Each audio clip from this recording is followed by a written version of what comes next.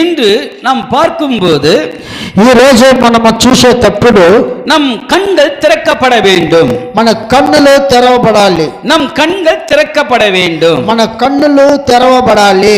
என்னையா நம் கண்கள் திறக்கப்பட வேண்டும்? ఏంటి మన కన్నులు తెరవబడాలి? ஏற்கனவே என் கண்கள் திறந்து நான் பார்த்து கொண்டுதான் இருக்கின்றேன். ஏற்கனவே నేను నా కన్ను తెరిసే కదా ఉంది. நான் அநேக காரியங்களை என் கண்கள் நிமித்தம் நான் பார்த்து கொண்டிருக்கிறேன், சொல்லிக் கொண்டிருக்கலாம். అనేక కార్యాలలో నా కన్ను చూస్తున్నానని నువ్వు చెప్పుకోవచ్చు.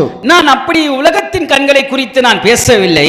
అటు నేను లోకానుసారముగా ఉంటే కన్నుల గురించి నేను మాట్లాడలేదు.